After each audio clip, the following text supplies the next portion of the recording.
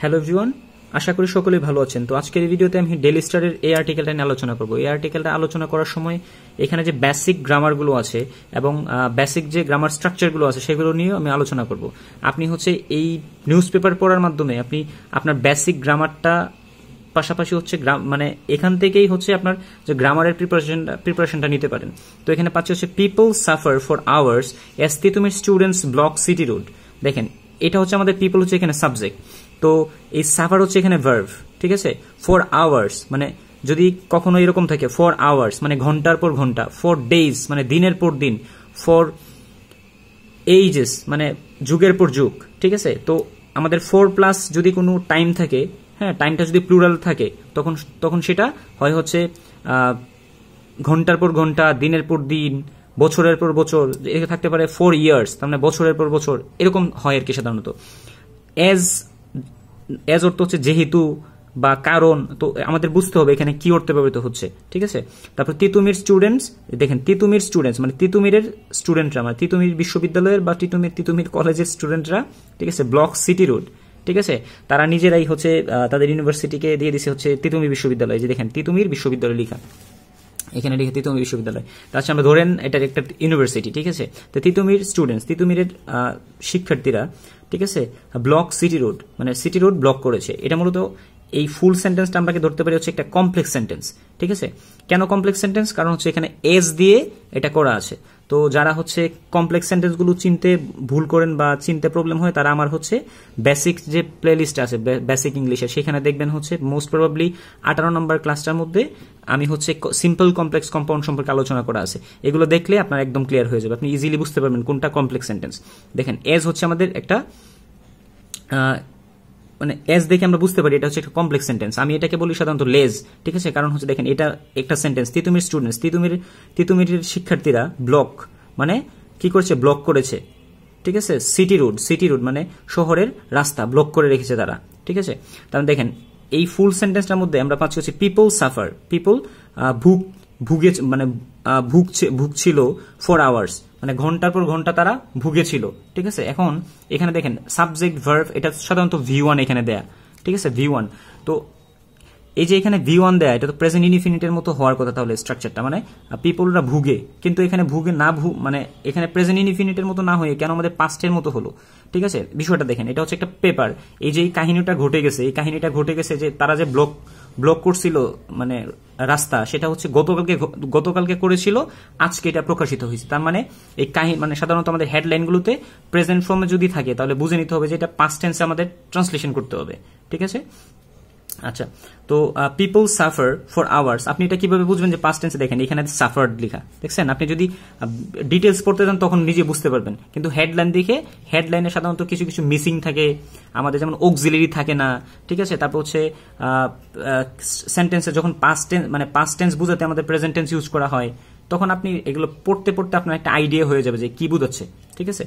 People suffer মানে পিপলরা ভুগছে for hours ঘন্টার পর ঘন্টায় ভুগেছিল, ঠিক আছে। এস তিতুমির স্টুডেন্টসরা যেহেতু তিতুমিরের স্টুডেন্টরা ব্লক সিটি রোড যেহেতু ব্লক করেছিল, ঠিক আছে। এখানে এটা হতে পারতো ব্লকড, আর এখানে তো সাফার্ড, এটা হতে পারতো, কিন্তু না করে তারা কি করছে আমরা জানি যে হেডলাইনে প্রেজেন্ট ইনডিফিনিট ইউজ করে, যদি ইউজ করে তাহলে আপনাকে পাস্টের মতো বাংলা করতে হবে, মানে হেডলাইনে পাস্টের জায়গায় তারা প্রেজেন্ট ইনডিফিনিট ইউজ করে, এটা সিম্পলি মনে রাখবেন। তার মানে পিপল সাফার্ড, পিপলরা ভুগেছিল ফর আওয়ার্স ঘন্টার পর ঘন্টা, এজ এখানে যেহেতু অর্থে বসতেছে, যেহেতু তিতুমিরের শিক্ষার্থীরা ব্লকড, এখানে কথা ছিল ব্লক থাকার কথা ছিল, ঠিক আছে। ব্লক সিটি রোড, তারা যেহেতু ব্লক করেছিল, ঠিক আছে, বন্ধ করে রেখেছিল।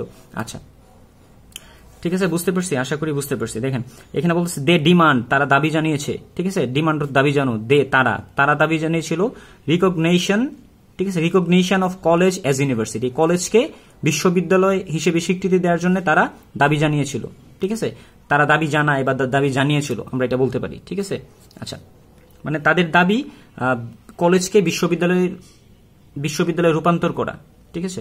আচ্ছা, কমিউটার্স মানে যাত্রীরা, কমিউটার্স মানে কি যাত্রীরা, দেখেন এটা হচ্ছে সাবজেক্ট, এখানে তার এই সাফার্ড হচ্ছে ভার্ব, কমিউটার্স সাফার্ড মানে যাত্রীরা ভুগেছিল ফর আওয়ার্স ঘন্টার পর ঘন্টা, যদি কখনো এরকম থাকে ফর আওয়ার্স ঘন্টার পর ঘন্টা, ফর ডেজ দিনের পর দিন, ফর এজেস মানে কি যুগের পর যুগ, ঠিক আছে, আমরা বলতে পারি 4 ইয়ার্স মানে বছরের পর বছর, ঠিক আছে, 4 আওয়ার্স মানে ঘন্টার পর ঘন্টা। As students of government Titumir college, যেহেতু গভর্নমেন্ট বিশ্ববিদ্যালয়ের মানে গভর্নমেন্ট কলেজের শিক্ষার্থীরা kept the capitals Mohakhali Gulshan road, kept রেখেছিল দ্য ক্যাপিটালস রাজধানীর, দেখেন এই এখানে ক্যাপিটালস অ্যাপোস্ট্রোফি এস দেয়া আছে, এরপরে আমরা জানি যে অ্যাপোস্ট্রোফি এস দিয়ে তারপরে যদি কোনো কিছু ইউজ হয় তারপরে আমাদের নাউন বসে।